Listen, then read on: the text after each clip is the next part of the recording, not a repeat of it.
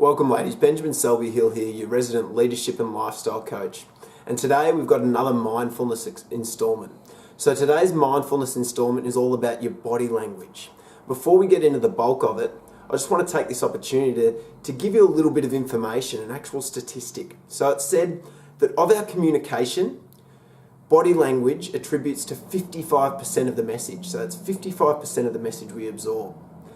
Another 38% is attributed to tone, so your tone of voice, and then only 7% is actually the spoken word. So I want you to think about that as we go through today's content. So the promise that I'm making to you, by the end of today's video, you'll have a sound understanding as to the interplay of your body language and your state of mind. So you can understand how that would dramatically enhance your ability to better meditate and better focus.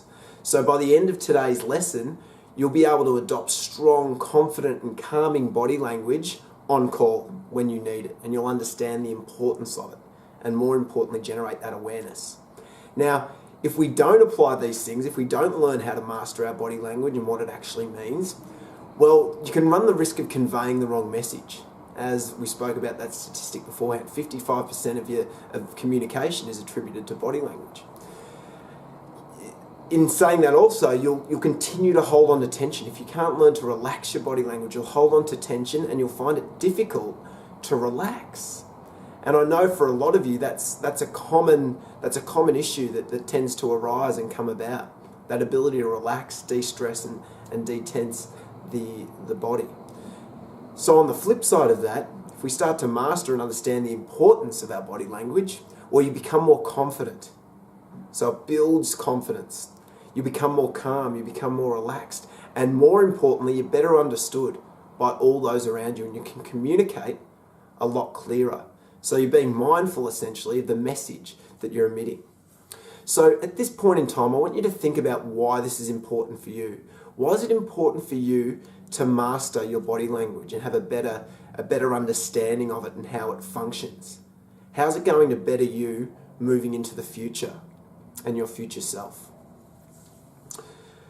All right, with that thought in mind, let's have a look at the principles. So we've got 4 principles when it comes to modifying our body language and changing it. So firstly, we need to become aware.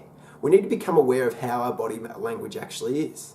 So utilizing a mirror is as simple as it gets, but looking how you present. I know when I do presentations, I'm always sort of constantly looking at myself in the little mirror, in the little screen that's coming back at me. You know, have I got my shoulders back? Am I presenting strongly? Am I making solid eye contact?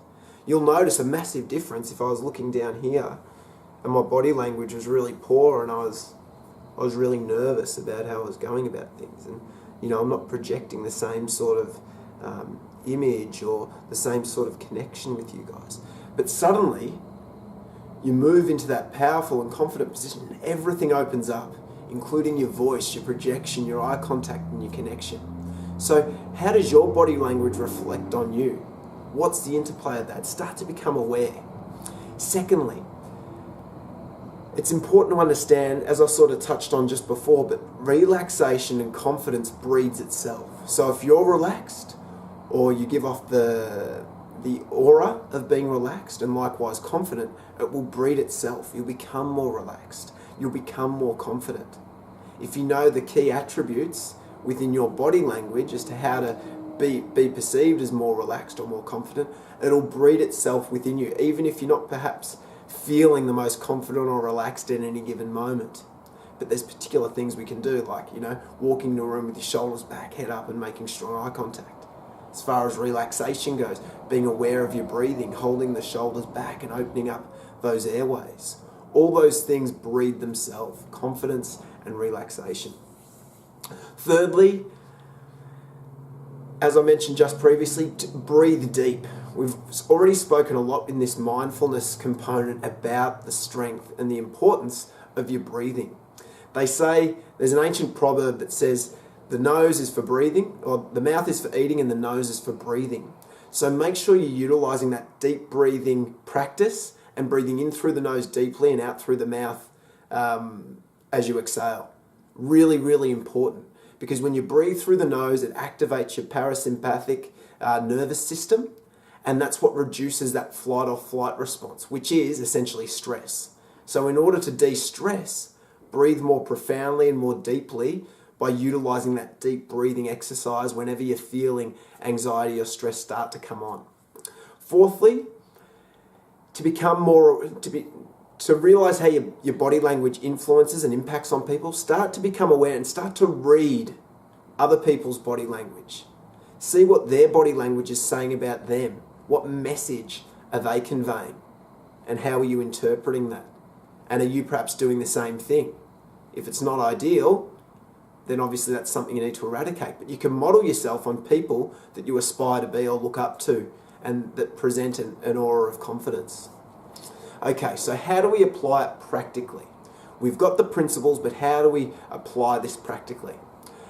First and foremost, start to change the way you walk, sit, stand, and meditate. So you want to adopt that strong posture. When you walk into a room, shoulders back, head up, back straight, making strong eye contact, and emitting an aura of confidence. Likewise, when you meditate, do the same thing. Roll the shoulders back and become aware of that good posture.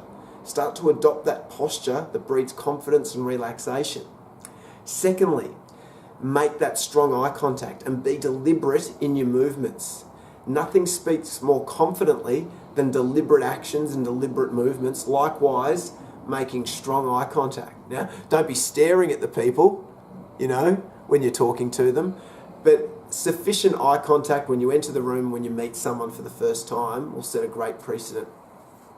Thirdly, in order to become aware of your tone, record yourself speaking or giving a presentation or in a conversation with someone, and listen to the inflections that you put on your tone of voice, because they have a massive impact. Like we stated at the start, 35% of your message is conveyed through tone. And then lastly, I touched on it just previously, but when it comes to meditating, actively relax the muscles, especially the muscles within your face. I know it sounds funny, but we hold a lot of tension in our face. So when you meditate, don't just think about relaxing the shoulders and detaching from all the parts of your body, but think about your face as well, and take a moment to relax your mouth and just let the face sag. And it'll enhance that meditative experience profoundly. So I want you to think about how, by applying these principles and taking on these actions, how it'll change your dynamic within your lifestyle and that of your family and or your partner. Think about how it'll be in the future if you can adopt these traits and apply them consistently. So remember, we need to become aware of what it is that we're doing. So utilize that mirror. Confidence and relaxation breed themselves. So adopt those confident and relaxing body language traits, and you'll feel more confident and more relaxed in the process. Continue that deep breathing and activate that parasympathetic nervous system to reduce your stress. And then lastly, be sure to read other people's body language so you become more aware of others and how they engage with you. All right, ladies, great lesson today. Enjoy the takeaways. Keep focused on your own process and the actions at hand, and most importantly, enjoy the journey, and I'll be seeing you tomorrow for some personal development.